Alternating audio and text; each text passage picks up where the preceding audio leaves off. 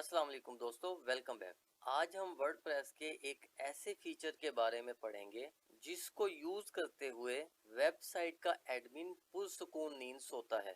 और मैं हमेशा एक बात करता हूँ अपने क्लाइंट से कि वेबसाइट को बनाना बहुत मुश्किल है, लेकिन अगर वेबसाइट डिलीट हो जाए तो उसे दोबारा बनाना और भी ज्यादा मुश्किल है। इसीलिए आज हम सीखेंगे कि वेबसाइट का बैकअप किस तरीके से लिया जाएगा और रिस्टोर किस तरीके से किया जाता है, और अगर आपने वेबसाइट को माइग्रेट करना हो तो किस तरीके से आप इस प्रोसेस को कर सकते हैं। ये 3 स्किल हर वर्डप्रेस यूजर को लाजमी आनी चाहिए। वेबसाइट सिर्फ हैकर की ही वजह से खराब नहीं होती, इसमें कुछ और रीजंस भी हो सकती हैं। कभी कभी प्लगइन्स की अपडेट भी कन्फ्लिक्ट कर जाती हैं और कभी होस्टिंग में भी प्रॉब्लम्स आ सकती हैं। जहां आपकी वेबसाइट होस्ट है उस सर्वर की हार्ड ड्राइव भी क्रैश हो सकती है। अलबत्ता इसके चांसेस बहुत कम होते हैं, लेकिन हमें रिस्क नहीं लेना चाहिए। और कभी हम खुद से भी कोई फाइल डिलीट कर बैठते हैं जिसकी वजह से हमारी वेबसाइट में इश्यूज आ सकते हैं, या कभी हम गलती से कंट्रोल पैनल में से अपनी वर्डप्रेस ही अनइंस्टॉल कर दें तो तब भी हमारी वेबसाइट डिलीट हो सकती है। इसीलिए बैकअप आपकी वेबसाइट की इंश्योरेंस होता है, जो कि 100% आपकी वेबसाइट की लाइफ को रिकवर कर देता है। अगर आपने अपने घर की सिर्फ एक चाबी ही बनाई हो और वो गुम जाए तो तब आप क्या करेंगे? या तो आप लॉक को तोड़ेंगे, या आप दरवाजे को तोड़ेंगे, या XYZ कोई भी आप काम कर सकते हैं। और अगर आपने उसकी 2 चाबियां बनवाई होती तो दूसरी चाबी इमरजेंसी में काम आ सकती थी। तो वेबसाइट का बैकअप भी आपकी डुप्लीकेट की है, जो कि मुश्किल टाइम में आपके काम आती है। बहुत से बिगनर ये समझते हैं कि बैकअप सिर्फ इमेजेस ही का हमने ले लिया तो काफी है, जबकि ऐसा नहीं है। वेबसाइट के 2 इम्पोर्टेंट पार्ट होते हैं, एक फाइल्स और दूसरा डेटाबेस। दोनों के बिना वेबसाइट कंप्लीटली रिस्टोर नहीं हो सकती। बैकअप लेने के कुछ तरीके होते हैं। आप बैकअप प्लगइन के थ्रू भी ले सकते हैं, या बैकअप आप होस्टिंग के थ्रू भी ले सकते हैं, और थर्ड आप मैनुअली बैकअप भी ले सकते हैं।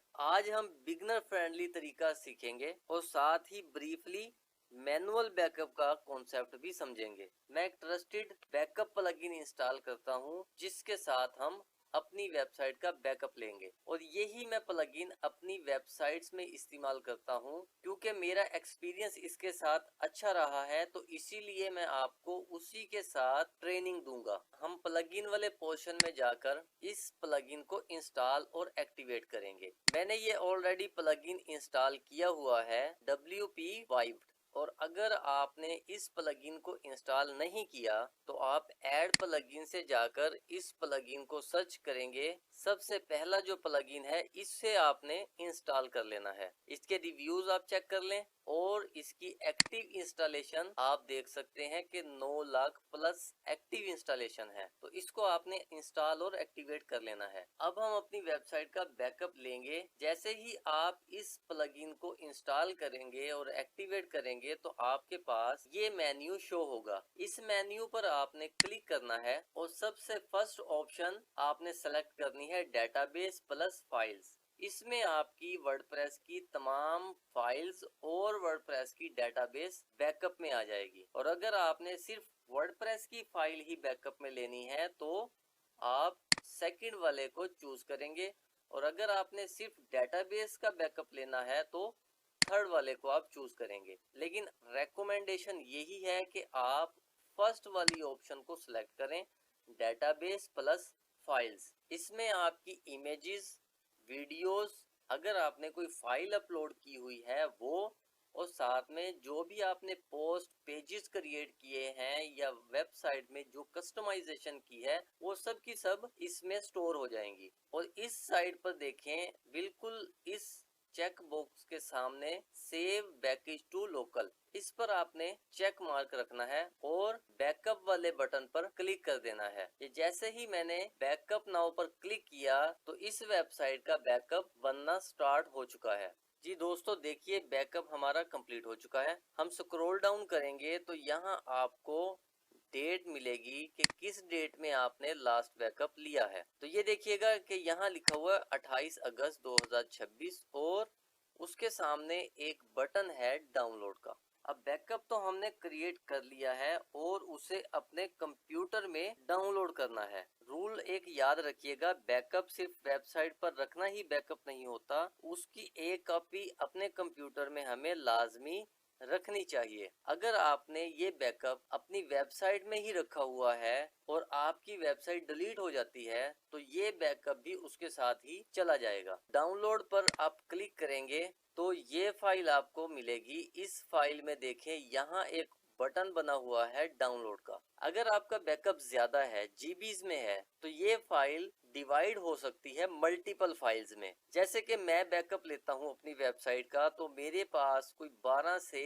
13 फाइल्स बनती हैं इस टाइम, क्योंकि मेरा बैकअप 2 से 3 जीबी के अराउंड है। तो जितनी भी ये फाइल्स बनेंगी, आपने इन सब फाइल्स को अपने कंप्यूटर में डाउनलोड कर लेना है। डाउनलोड बटन पर आप क्लिक करेंगे तो ये फाइल आपके कंप्यूटर में डाउनलोड हो जाएगी। अब बैकअप लेना तो इम्पोर्टेंट है ही, लेकिन रिस्टोर करना भी आपको लाजमी आना चाहिए कि किस तरीके से आप इसे रिस्टोर कर सकते हैं, क्योंकि इमरजेंसी के वक्त पैनिक नहीं, प्रोसेस ने ही काम आना होता है। मैं डेमो के लिए कुछ फाइल्स को डिलीट करूंगा। जैसे हम पोस्ट में चलते हैं और इन पोस्ट को मैं डिलीट करूंगा। तमाम पोस्ट मैंने सेलेक्ट करके डिलीट कर दी हैं। और इसी तरह मैं पेजेस में भी जाकर अपने तमाम पेजेस को डिलीट कर देता हूं। अब हम इस बैकअप को रिस्टोर करके देखेंगे, आया ये बैकअप हमारा रिस्टोर होता है या नहीं हो रहा। दोबारा से हम प्लगइन के टैब में चलेंगे और स्क्रॉल डाउन करके आप देखें, डाउनलोड के बिल्कुल सामने एक बटन है रिस्टोर का, और उसी के साथ एक और बटन है जिस पर ये डस्टबिन बनी हुई है। अगर आपने इस बटन पर क्लिक कर दिया तो ये बैकअप आपका डिलीट हो सकता है। तो इस पर आपने क्लिक नहीं करना उस टाइम तक जब तक आप न्यू बैकअप नहीं बना लेते। जैसे कि ये मेरे पास एक पुराना बैकअप है, अगर मैं इसे डिलीट करना चाहता हूं तो इसे मैं डिलीट कर सकता हूं, क्योंकि मेरे पास अब फ्रेश बैकअप आ चुका है। तो इसे हम रिस्टोर करके देखते हैं। रिस्टोर बटन पर मैं क्लिक करूंगा तो अब आप देखिए कि यहाँ एक विंडो ओपन हुई है और इधर बना हुआ है रिस्टोर का एक बटन। इस बटन पर मैंने क्लिक करना है और मेक श्योर करने के लिए हमें एक प्रॉम्प्ट आएगा जो हमसे कंफर्म करेगा कि वाकई हमने इस बैकअप को रिस्टोर करना है। तो हमने इसे ओके बटन पर क्लिक कर देना है। तो ये देखें गाइज, हमारा बैकअप अब रिस्टोर होना स्टार्ट हो चुका है। जी गाइज, अब हमारा बैकअप 100% रिस्टोर हो चुका है और एक प्रॉम्प्ट हमें मिलेगा, तो इसको आपने ओके कर देना है। अब हम चलते हैं अपने पेजेस में और पोस्ट में और देखते हैं कि क्या हमारे पेजेस रिस्टोर हो चुके हैं या अभी नहीं हुए। तो सबसे पहले हम पोस्ट में चलते हैं और देखते हैं कि पोस्ट हमारी रिकवर हो चुकी है या नहीं हुई। तो ये देखें गाइस, हमने ये 2 पोस्ट डिलीट की थी और यही पोस्ट जैसे ही हमने रिस्टोर किया और ये डाटा हमारे पास वापस आ चुका है। पेजेस में भी आप देखिएगा कि जितने भी पेजेस हमने डिलीट किए थे वो सब के सब रिस्टोर हो चुके हैं। ये देखें गाइस, हमारे ये पेजेस भी रिकवर हो चुके हैं। इसीलिए बैकअप की वैल्यू उस वक्त समझ आती है जब आपको कोई प्रॉब्लम फेस होगी। जब तक आपको कोई इशू फेस नहीं होगा तो आप बैकअप की इम्पोर्टेंस को कभी भी नहीं समझ सकते। आप अक्सर माइक्रोसॉफ्ट एक्सेल या वर्ड फाइल में काम करते होंगे तो बार बार आप डाटा टाइप करके Ctrl+S प्रेस करते हैं ताकि आपका बैकअप बना रहे और आपकी जितनी भी वर्किंग है वो वेस्ट ना हो। तो ये भी आपका सेम वही सिस्टम है। आप इसे साथ के साथ जब सेव करते जाएंगे तो कल आप सुकून की नींद सो पाएंगे। अब माइग्रेशन का बेसिक कॉन्सेप्ट समझते हैं कि माइग्रेशन का क्या मतलब है। वेबसाइट को एक जगह से दूसरी जगह पर शिफ्ट करना, ये माइग्रेशन कहलाता है। जैसे कि लोकल सर्वर से लाइव सर्वर पर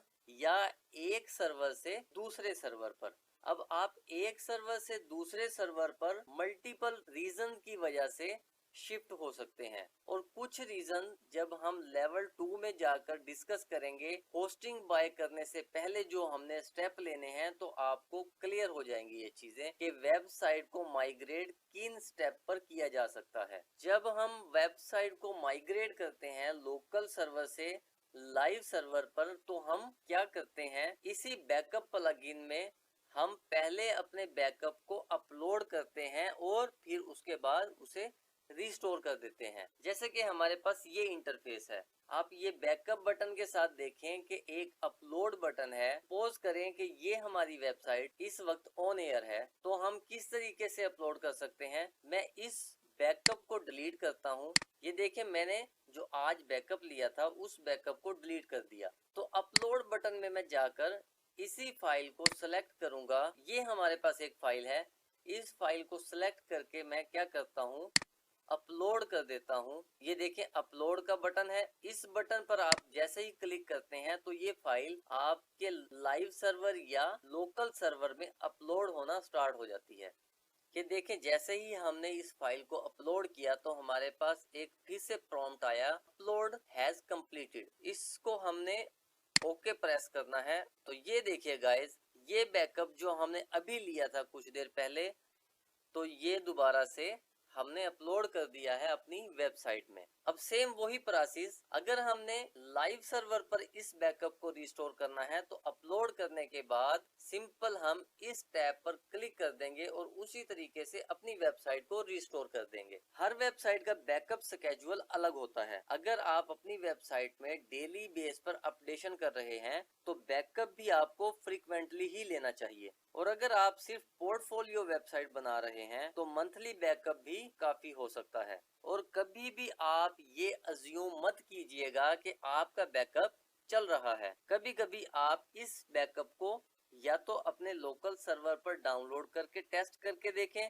या आप लाइव सर्वर पर ही इसे रिस्टोर करके देखें, ताकि आपको पता चले कि आपने जो बैकअप लिया है वो 100% काम करता है या कोई जीरो फाइल है। सो आज आपने वर्डप्रेस की सबसे वैल्यूएबल स्किल को भी सीख लिया है। अब अगर आपकी वेबसाइट में कोई प्रॉब्लम आएंगी तो आप उसे इजीली रिकवर कर सकते हैं। मैं उम्मीद करता हूँ आपको ये क्लास भी पसंद आई होगी। अगर आपकी कोई क्वेरी होती है या आपका कोई क्वेश्चन होता है तो वीडियो के डिस्क्रिप्शन में हमारा व्हाट्सएप ग्रुप का लिंक मौजूद है। आप इस लिंक से व्हाट्सएप ग्रुप को ज्वाइन कर सकते हैं। अगर आपको कोई भी इश्यूज आ रहे हैं तो आप डायरेक्ट मुझसे ये डिस्कस कर सकते हैं। तो इंशाल्लाह मुलाकात होगी हमारी नेक्स्ट वीडियो में। तब तक अपना ख्याल रखिएगा और प्रैक्टिस जरूर कीजिएगा। चैनल को भी जरूर सब्सक्राइब कीजिएगा। अल्लाह हाफिज।